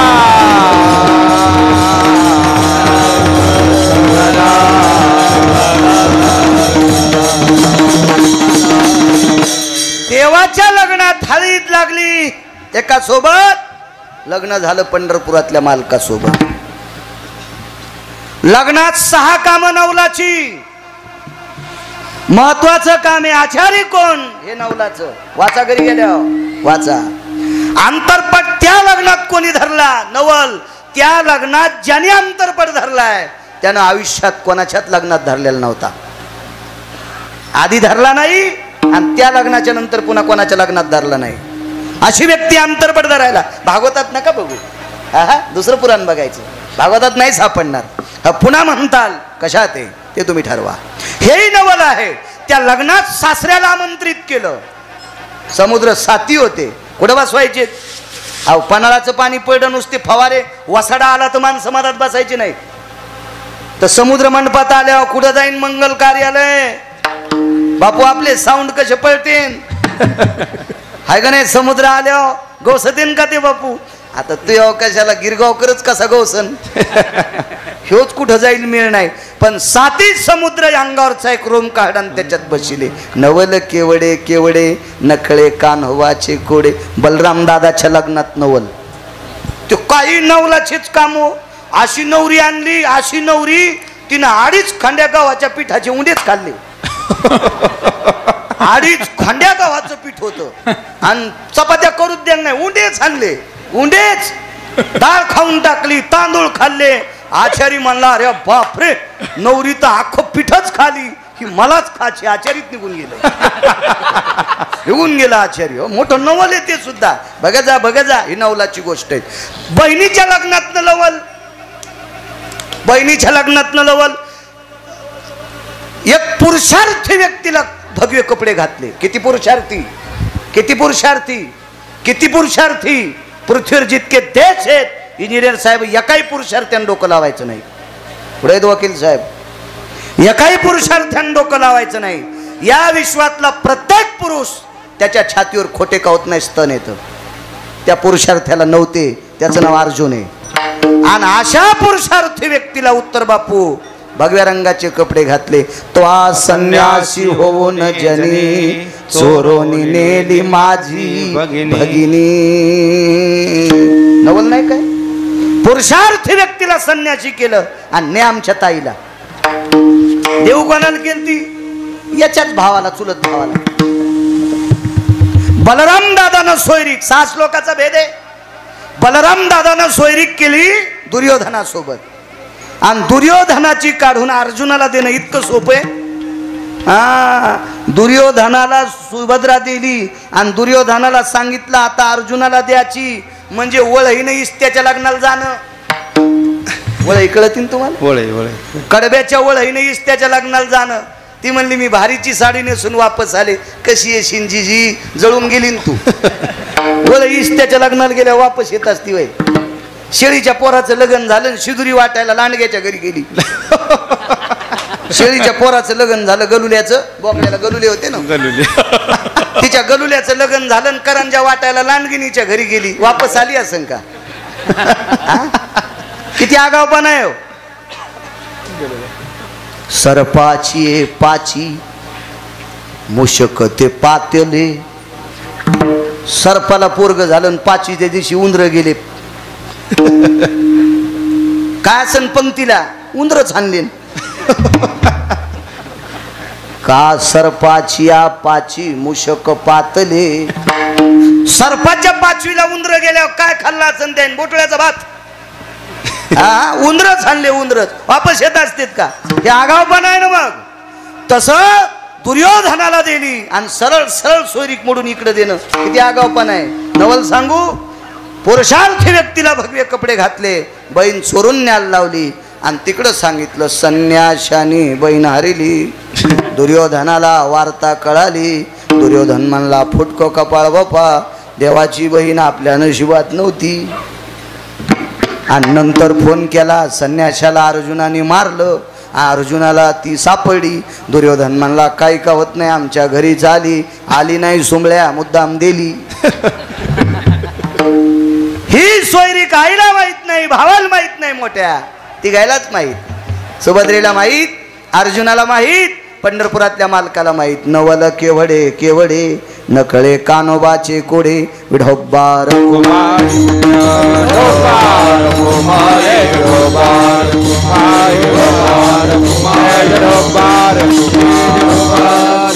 जगदानंद कंदपती द्वारकाधीश कृष्ण परमात्मा भागवतात आपण बऱ्यापैकी दशमस्कंदातली ऐकल्या. मथुरेत जन्माला आले, नंदाच्या घराला मजनी गोकुळाला, माया उपजली तेथे माईचा जन्म झाला. मला ठेवा मायेला घेऊन या.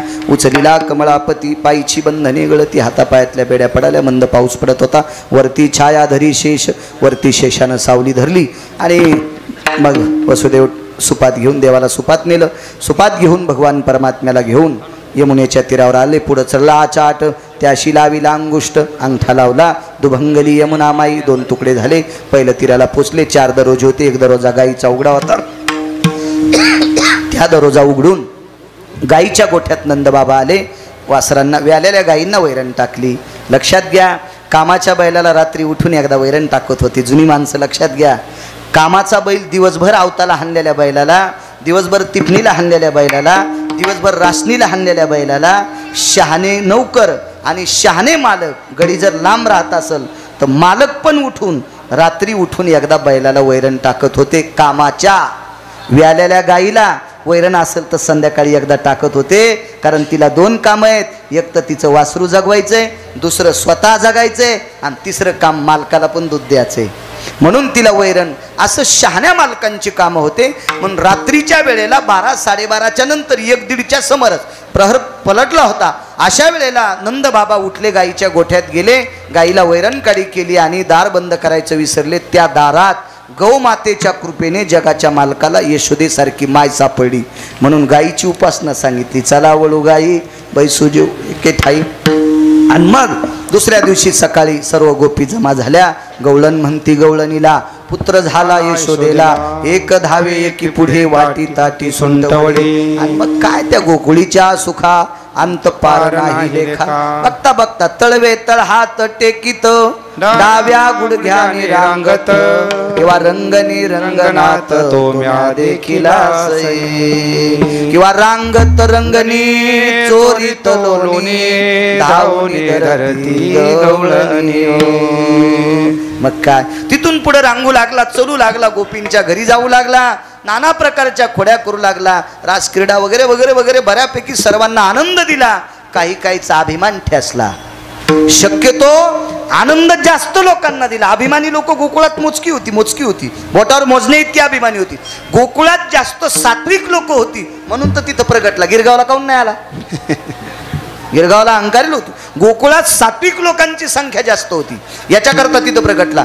गोकुळी भूमी सात्विक होती, म्हणजे एका माणसाकडे गाई 9 लाख होत्या. आई तुझा मी एकुलता एक राखी तो 9 लाख.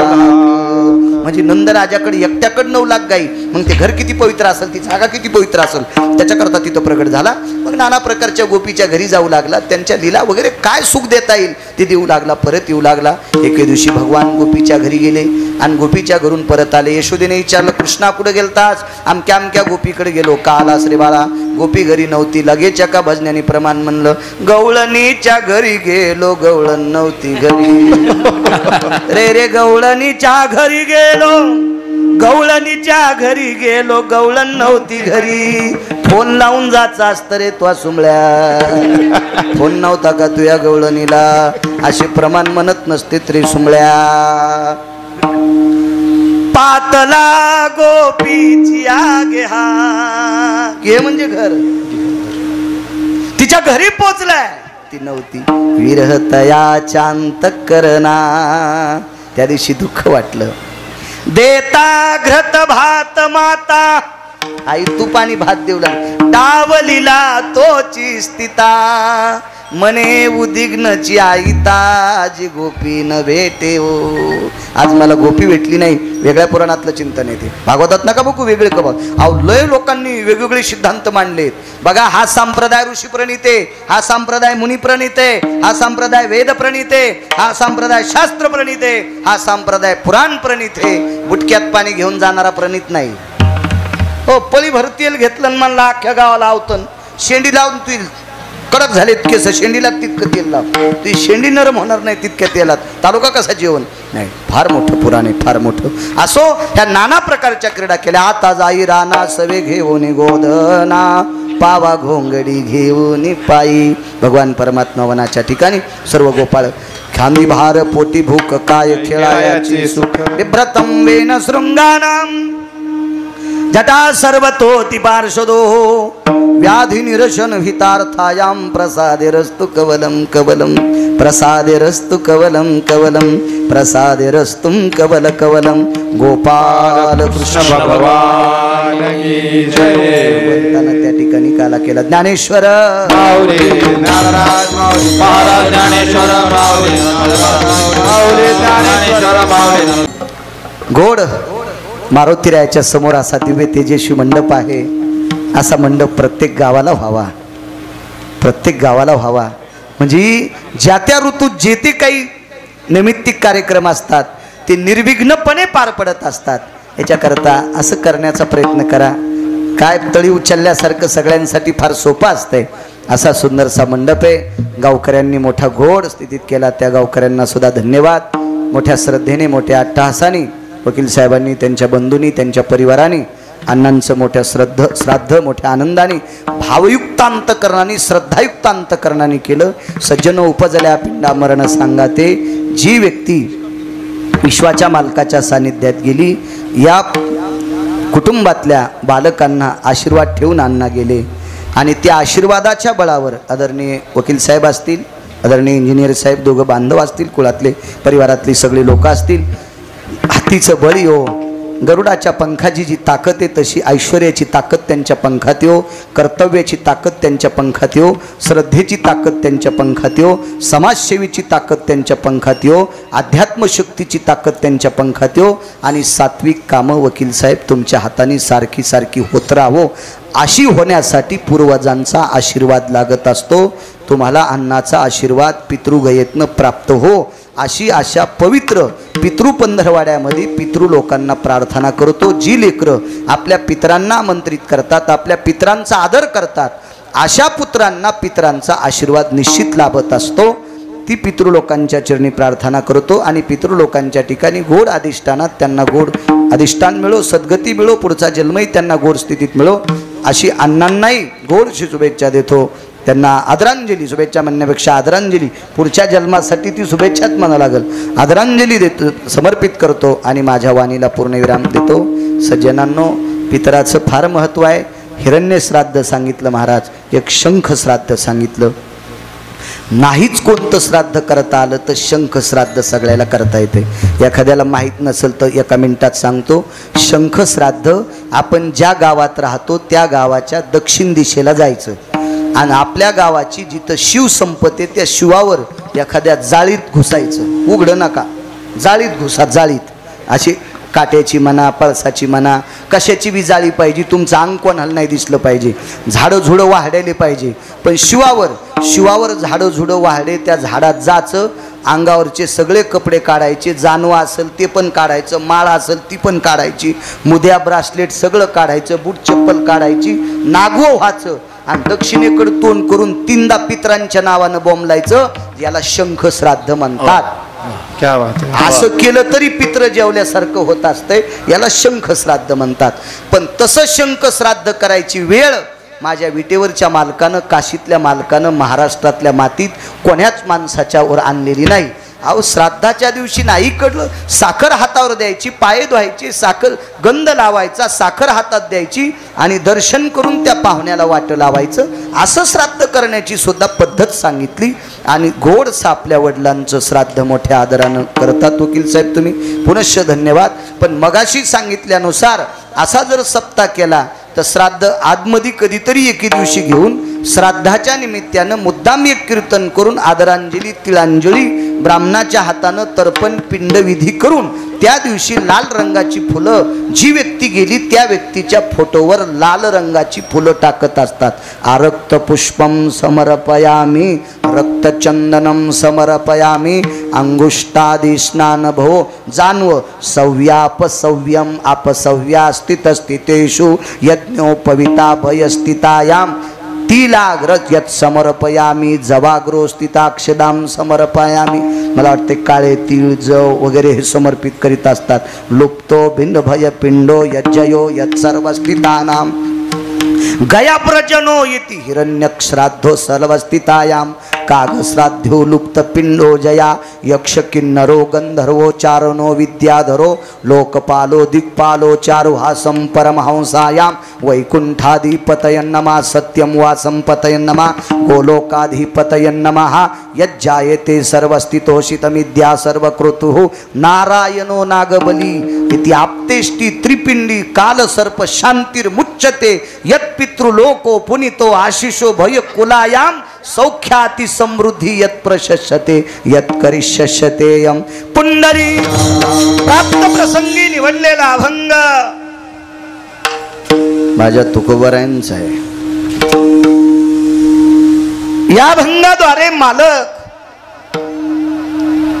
जगदानंद कंद जगतपती द्वारकाधीश श्रीकृष्ण परमात्मा, पंढरीश पांडुरंग परमात्मा द्वापार युगातलं नवल प्रतिपादित करतात. ब्रह्मांडाच्या मालकांनी द्वापार युगात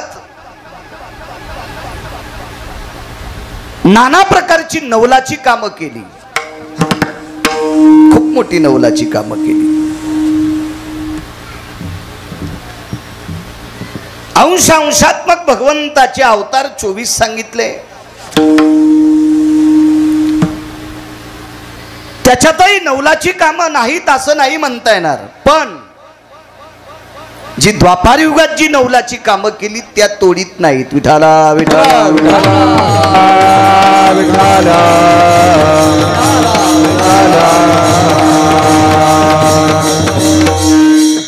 खूप काही नवलाची कामं. देहूतल्या मालकांचा अभंग आहे. अनंत ब्रह्मांडे उदरी हरी हा बालक नंदा घरी. काय नवल आहे. ही सर्व ब्रह्मांड ज्याच्या उदरात आहेत त्याचं पोट तरी किती मोठं असेल कल्पना करा. गाव बसत नाही पोटात. पोटात न बसणं म्हणजे याचा अर्थ सांगू, एका माणसाचं अख्खं गाव ऐकत नाही. एक छोटंसं गाव एका माणसाचं ऐकत नाही. 2-3% तरी त्याच्या विरोधात जाणार. 2-3% तरी त्याच्या विरोधात जाणार. पण नाही या मालकाच्या विरोधात गेलं कोणी. नाही गेलं. ज्यानं जाण्याचा प्रयत्न केला तो शिल्लकच राहिला नाही. इतकी ताकद त्या अवतारातली, इतकी ताकद. काही शुह विरोधात गेले, शुह, मानवी शुह. हे कोल्हेन, मांजरण, डुकरन, कुत्रे हे सोडून द्या. द्वापार युगात एका पक्षामध्ये शुह होते, शुह. दुर्योधनाचा पक्ष कृष्णदेव सामान्य नव्हता, फार मोठी शुह होती त्या बाजूने. भीष्माचार्य, द्रोणाचार्य, कृपाचार्य. आणि या भारतीय युद्धातला एक नंबरचा मानवी शुह त्याला कर्ण म्हणतात. बाकीचे द्या सोडून, पण 4 शुह त्या बाजूने आहेत, पण मूर्खाच्या संगतीत आहेत. याच्याकरता जगाच्या मालकांनी क्रांती केली, त्यांनाही ठेवलं नाही, नाही ठेवता आलं नाही. इतका स्वतंत्र अवतार, स्वतंत्र अवतार. मागच्या अवतारात कामं केली, पण लोन घेऊन कामं केली. आमच्या पाहुण्यानं खाजगी बँकेचं कर्ज घेतलं आणि पाईपलाईन केली. ज्या रानात पाईपलाईन केली ते कर्ज फेडण्यासाठी ते रानच विकावं लागलं. कारण खाजगी बँकेचं कर्ज होतं आणि तिला तारण पाय बांधून घेते, पक्के बांधतात पाय असे पक्के. असा कर्ज मागचा अवतार म्हणजे ऋणातला होता, ऋणातला. मुक्त आहे, स्वतंत्र आहे अवतार. फार नवलाची काम आहे. अभंगातली अशी वेगात सांगतो आणि जेवढा तुम्ही आशीर्वाद देताल ती पुढची सांगण्याचा प्रयत्न करतो. ही सर्व ब्रह्मांड ज्याच्या उदरात आहे ते नंदाच्या घरी बालकत्व निभवते. हेही नवल आहे, हेही नवल आहे. अहो थोडंफार शहाणपण आल्यावर जे मायबापाला मायबाप म्हणत नाही असे नालायक जगात खूप आहेत, खूप आहेत असे, खूप खूप खूप. वाटळीत वाळलेली पानं जसे उडतात असे उडायलेत काही काही. मुठभर ज्ञान असलेले 2-4 पुस्तकं पाठ केलेले भंगिरे मायबापाला माय म्हणत नाही. विश्व ज्याच्या उदरात सामावलंय तो यशोदेच्या नंदाच्या दारात बालकत्व निभवतोय. तिला आई म्हणतोय, नंदांना बाबा म्हणतोय. नवलच म्हणावं लागेल ना. खरं तर त्याचे आई वडील जिवंत आहेत, ज्यांनी जन्म दिलाय ते जिवंत आहेत, तरी पण यांना आई बाबा म्हणतोय, हेही नवल आहे. त्यांच्या घरी बालकत्व निभवतोय. पृथ्वी जेने तृप्त केली त्याशी यशोदा भोजन घाली. बघा पृथ्वी जेव घालण्याची ताकद आहे. एक जणांनी 4-5 पोते साखऱ्या गाळला, महिनाभर सांगत होता 5 पोते साखरेची नुकती, 5 पोते साखरेची नुकती. नाही लहान तू आम्हाला, तुही नुकती खाल्लेली उलटायची वेळ आली, इतका उचकून काढायला तू. आरती जिराली आता, नाही तर उलटिली असती तुझ्या दारामध्ये. इतका इतका काही काहींना असा गगा आलेला असतो. या पृथ्वीला तृप्त करण्याची ताकद त्याच्यात आहे. मला सांगा बरं, एक जण म्हणला मी 1 ट्रक पुस्तक पाठ केले. मी त्या दिवशी बोललो तुमच्या नागापूरला. इंजिनियर साहेब एक जण म्हणला मी 1 ट्रक पुस्तक पाठ केले, 1 ट्रक पुस्तक वैजनाथ बुवा. त्याला म्हणलं तुझ्याजवळ एखाद्या पुस्तकाचा असा अभ्यास आहे का ढग हालून पाऊस पाडताय तू? नाही म्हणल्या, आपल्याकडं तसं पुस्तकच नाही पाऊस पाडायचं. मग सुंबळ्या हे जितके पुस्तकं वाचिलेस का तू पापेची माय जगवायसाठी वाचिलेस? विश्वाच्या कल्याणाकरता तुझ्याकडे पुस्तक आहे का? काल जो आकाश हालून ज्यानं पाऊस पाडला आणि या प्रांतातला महाराष्ट्रातला प्रत्येकनं जीव मुंगीपासून झाडापर्यंत तृप्त केला, ही ज्याच्यात ताकद आहे त्याला जगाचा बाप म्हणतात. पोषितो जगासी विश्वाला तृप्त करण्याची ताकद आहे. उष्ण काळ माशी फुटती तरुवर उष्ण काळ, फुटती तरुवर फुटती तरुवर उष्ण काळ मासी. जीवन तयासी कोण घाली. डोंगरावर झाड आहेत, दपखल भागात काळीच्या रानात लावलेल्या केळीला पाणी बंद झालं की अंग टाकून देतात. आणि डोंगरावरली झाड लहरत्या उन्हात बसणाऱ्याला सावली देतात. कोण पाणी पाजते त्यांना? तो मालक आहे. पाषाणाचे पोटी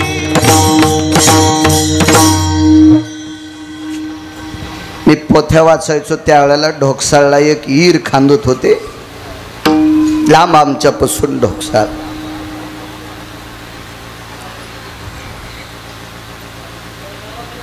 आणि मग तिथं मला बऱ्यापैकी बार कोरता येत होता. आमच्या इथले बऱ्यापैकी जाणकार लोक होते, विहिरी फोडणार. गेलो त्यांच्यासोबत, पण त्यांनी सांगितलं, बाळू तू दुपार पस्तोर डालग लोटी जाय, दुपारून आमचा स्वयंपाक करी जाय. जमलं गडे मेळ म्हणला आपला. ग्रंथाची कृपा झाली. 17-18 फूट विहीर गेली. 4 फुटापासून खरपण लागलं. डोंगरात विहीर होती. मोठा टोळ निघला. तो टोळ क्रेन वरी काढला. डालगा असायचं क्रेनला. वरी काढल्याबरोबर तो टोळ क्रेन मधून खाली सुटल्याबरोबर त्याचे 2 तुकडे झाले आणि त्याच्यातून बेंडूक बाहेर आला. कोण चारा घाऊ घातला असेल त्याला? विश्वाला तृप्त करण्याची ताकद त्याच्यात आहे. त्याशी यशोदा भोजन घाली. नवले नवले विश्वव्यापक कमळापती, त्याशी गवळणी कळी घेती. या विश्वातला व्यापक, विश्वात व्यापन उरलाय. विठ्ठल जळी स्थळी रिता ठाव नाही उरला, आज मी दृष्टीने पाहिला. विठ्ठलची विठ्ठल जळी स्थळी काष्टी पाशानी. सर्वत्र देव आहे. विश्वात देव नाही अशी जागात नाही. एका अहंकारानं फुगलेल्या रगिलानं एका भजन्याला विचारलं, गुणीजनाला नाही बरं, आता एक नवीन पद्धत आली गुणीजन. अरे गुणीजन हे तमाशातले असते. पदवी जी एका तीच दिली पाहिजे. चिटकिलेल्या पदव्या पाणी वाळल्यावर गळून पडत असतात. एक जुनी मन आहे, पण कीर्तनात नाही म्हणत ती आता. चिखलाच्या असं पुढचं तुम्ही लावा. आता सांगायला काय हरकत नाही. हसतील लोक. नंतर म्हणतात बाळ्या लय इचकी तो, हे माघारी जाऊन काड्या करतात ना, त्याच्यापेक्षा तुम्ही तुमचं इचकान. आपल्याकडे वारकरी पद्धत आहे, भजने पद्धत आहे. नवीन पद्धत काढली. नवीन नवीन नवीन असो. एका भजनेला एका मस्तरडेल्या व्यक्तीने विचारलं, का रे? मस्तरडेलं होतं ते, मस्तरडेलं होतं. पण नातं सांगू का, मस्तरड्याला बाप होता आणि भजन्या पोरग होतं. मस्तरड्याला बाप होता आणि पोरग वारकरी होतं. आणि मस्तरड्याल्या बापानं वारकरी पोराला विचारलं, का रे एवढा मोठा बाप असताना कशाला त्या विटेवरच्याचं नाव घेतोय? कुठे आहे तो? ते म्हणला, बाबा कुठे? ह्या खांबात. याच्यात पण आहे. स्तंभी नारायण प्रगटला, खांबावरीला मारिली दुर्जने, स्तंभी नारायण प्रगटला. लाकडाच्या खांबात जगाचा मालक प्रगटला. विश्वव्यापक कमळापती, त्याशी गवळणी कडी घेती. तिथं गोपीने. आणि एवढा जगाचा मालक आणि त्याला गवळणी कडेवर घेतात, हे नवल आहे. तुका म्हणे नटधारी, इथं मोठं नवल आहे. भोग भोगोनी ब्रह्मचारी,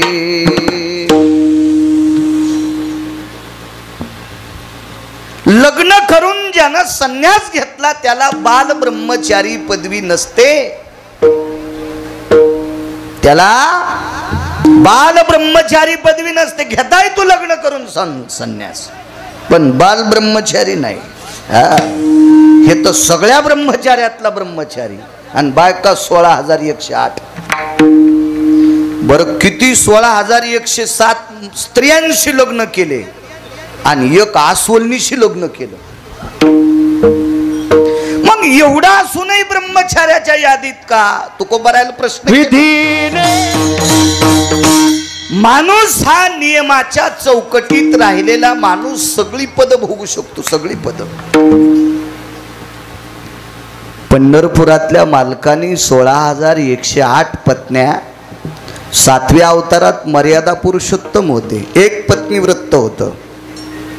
7व्या अवतारात 3 महिलांच्या अंतःकरणात इच्छा होती आणि एका पशुतली ती महिला, पशु आहे, पशु या शब्दाचा अर्थ जनावर. 3 महिला आणि एक पशु स्त्री आहे. या चौघींची इच्छा होती रामप्रभू आमचे पती व्हावे, रामप्रभू. त्याच्यातली एक चंद्रसेना,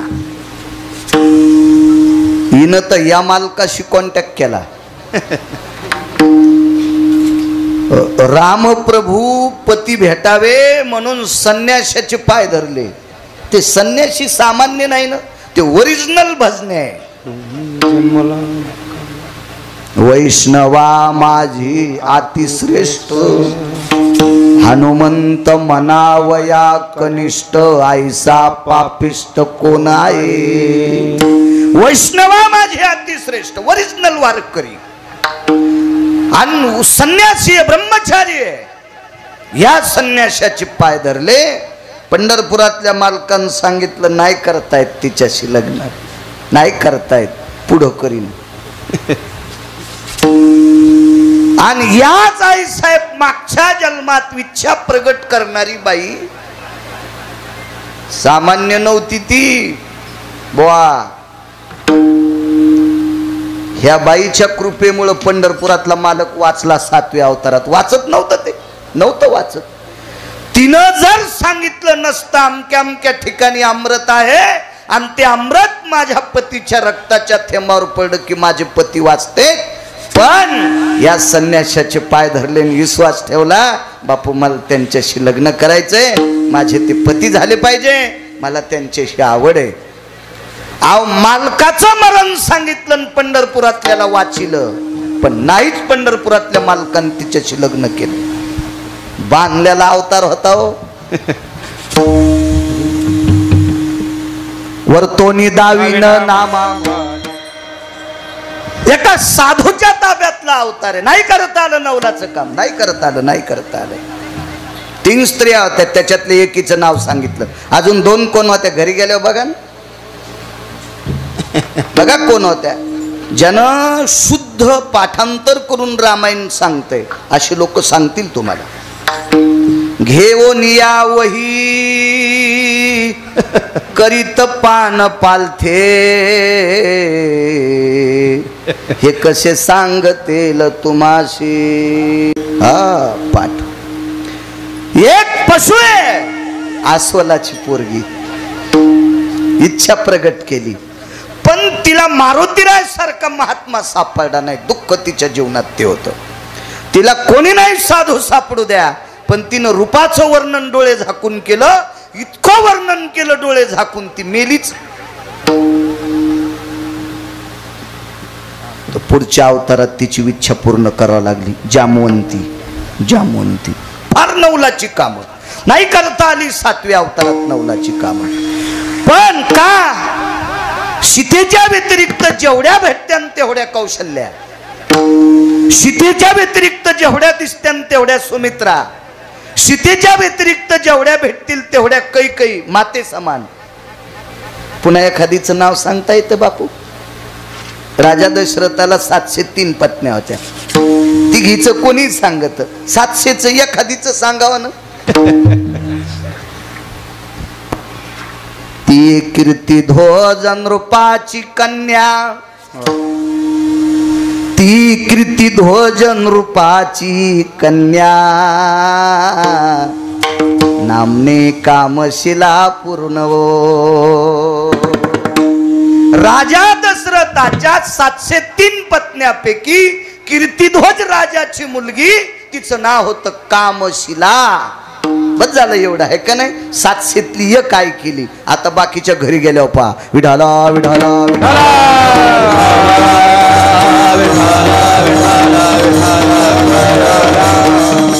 7वा अवतार या सगळ्यांनाही समजणारा होता सीतेच्या व्यतिरिक्त. 8व्या अवतारात कोणालाही बायको नाही समजिलं. 16,108 सोडून जी बघताल तिला माय म्हणला. इधीने सेवन विषय त्यागाते समान. इतकं काटेकोरपणानं जीवन जगला म्हणून ब्रह्मचार्याच्या यादीत आहे. तुम्हा आम्हाला ब्रह्मचारी होता येते. बापानं जिच्या सोबत तुमचं पाणी ग्रहण करायला लावलंय किंवा तुम्ही ज्या स्त्री सोबत पाणी ग्रहण केलंय तिला धर्मपत्नी म्हणून स्वीकारायचं. तिच्या व्यतिरिक्त जगातली जी ज्येष्ठ स्त्री दिसेल तिला माय म्हणायचं, कनिष्ठ स्त्री दिसेल तिला बहीण म्हणायचं. तो कोट्यावधी संन्याशाच्या बरोबरीचा आहे. विठाला विठाला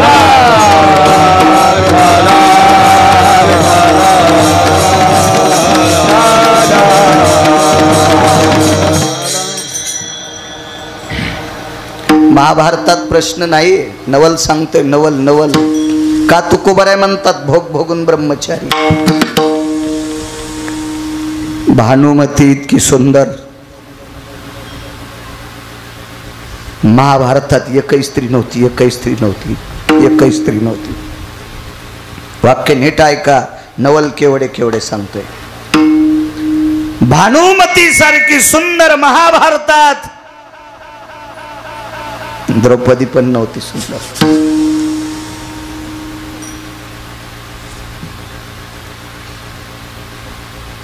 भानुमतीचं जीवन खोट. तिला पती क्लिंबे प्राप्त झाला. क्लिंबे या शब्दाचा अर्थ नपुसक. एवढी सुंदर.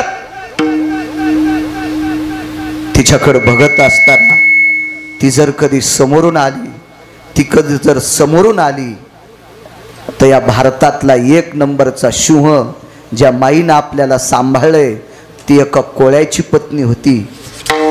ती दिसल्याबरोबर त्या माईची आठवण करीत होता. माईची आठवण करीत होता. माईची आठवण. कल्याण नावाचं मासिक होतं. मी 27-28 वर्षापूर्वी त्या मासिकातला संदेश वाचिलता. चांगलं मासिक होतं.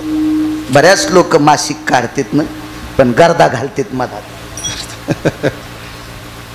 कल्याण नावाचं मासिक होतं. आता चालू आहे की नाही काय माहित, पण त्यावेळेला होतं.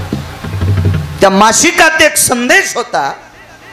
घाणेरडी स्वप्न जर तरुणाला पडत असतील, याच्यावर श्रद्धा आहे का अंधश्रद्धा आहे मला काही, पण तुम्ही माना अथवा न माना.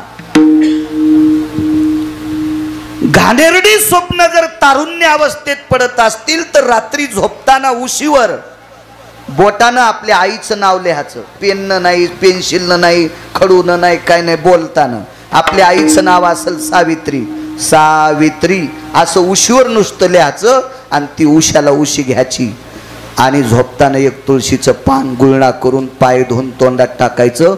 घाणेरडी स्वप्न नाहीशी होतात.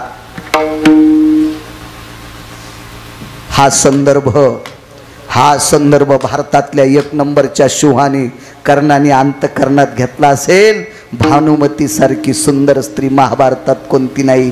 आणि तिच्याकडे बघितल्याच्या नंतर आपल्याला कळतंय ती क्लिंबे पतीची पत्नी आहे. पण मी पुरुषार्थी आहे, पण नकोय. आपण वृषालीचा पती आहे. हिच्याकडे वासनात्मक दृष्टीनं पाहू नये. म्हणून भानुमती दिसली की कर्णाच्या तोंडात त्या सांभाळणाऱ्या माईचं नाव येत होतं. कर्णाला माहित नव्हतं मी कोणती पुत्र आहे. हे नंतर कळालं. हे पंढरपुरातल्या मालकांना दाखवून दिलं ही तुझी आई आहे. पण अगोदर तर माशा पकडणाऱ्या व्यक्तीची पत्नी तिनं सांभाळ केला. तिचं स्मरण करायचा. तर भगवंताकडे एका चारवाकाचा प्रश्न आहे. 3 श्लोक आले एका पुराणात. ते श्लोक नंतर घरी गेल्या वाचा. बरेच लोक म्हणते ते कशातला असेल. अरे सुंबळ्या वाची जाईन तू वाची जाईन. एक भेटला मला महाराज हे कशातला असते. म्हणलं तू जिथ रोग तोंड पुरत आहे का तिथलाच पाला खात जाय. शेळीनं पांदीला चराव येलं खावा. शेळीनं उठाच्या हातीच्या नादी लागू नये. ते कुठल्या फांद्या वढीतन शेपुर्डी म्हणली मी उठासारखंच खाईन, मेली उपासानच. मला एक कळतंय, दुसऱ्याचे धुणे धुत बसण्यापेक्षा आपले कपडे कुठं मळाले ते धुवा. जे माणसं दुसऱ्याची धुणे धुण्यात जास्त नादी लागतात का त्याला कालांतरानं बायकोच्या साड्या धुवायची येळ येते. विठाला विठाला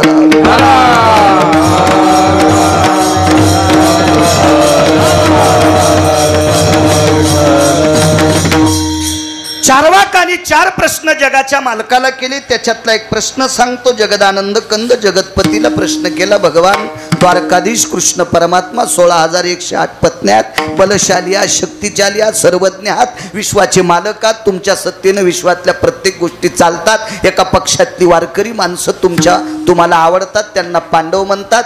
तिकडच्या पक्षातली ती 100ला 100 हे शिमग्याचा हुरेव हे घाण वस्तू पुसायच्या चिंध्या आहेत त्या, किंवा घाण वस्तू पुसलेल्या भरलेल्या चिंध्या येतात त्या. आणि त्याच्यात एक स्त्रीरत्न आहे. स्त्रीरत्न स्त्रीरत्न स्त्रीरत्न. उद्या 15 तारखेपासून स्त्री शक्तीचा जागर, स्त्री शक्तीचा जागर, स्त्री शक्तीचा उदो शारदीय नवरात्री महोत्सव सुरू होईल. महोत्सव सुरू होईल. आणि चारवाकानं केलेला प्रश्न भगवंताच्या लक्षात आलं आणि भगवंतानं सांगितलं, नको रे नको रे नको रे. तिच्या जीवनात जरी किलिंबपती भेटला असेल, पण मी 16,108 स्त्रिया ज्या मला पती रूपात मानतात, मी त्यांचा पती आहे. आणि ती ती ती ती ती मला बापाच्या रूपात मानती. भानुमती महाभारतात 1 नंबरची सुंदर स्त्री, पण तिच्या जीवनात थोडंसं दुःख प्राप्त झालं. ती किलिंब्याची पत्नी होती. का? कारण भगवान श्रीकृष्ण परमात्मा हा द्रौपदीचा भाऊ आहे. भाऊ आहे भाऊ आहे भाऊ आहे. आणि एके दिवशी द्रौपदी आणि भानुमती एका देवतेच्या दर्शनाला जात असताना चलताना द्रौपदीच्या मुखारविंदातून कृष्ण कृष्ण नाव, तर तिनं सांगितलं तो जगदानंद कंदपती आहे. तर द्रौपदीनं सांगितलं तो विश्वाचा जरी मालक असेल तर माझा भाऊ आहे. तर भानुमतीनं त्या दिवशी मुखारविंदातून टाकलं, तुमचा जर भाऊ असेल जाऊबाई, तुमचा जर भाऊ असेल द्वारकेचा मालक जाऊबाई, तर मला पित्या समान मानते. आणि ही वृत्ती पुढच्याचं मनोगत लक्षात घेऊन तिला मुलगी म्हणून पाहणारा जगाचा मालक आहे. या 16,108 सोडून दिल्या. इतक्या तत्वात जीवन जगणारा म्हणून भोग भोगोनी ब्रह्मचारी विढाला विढाला.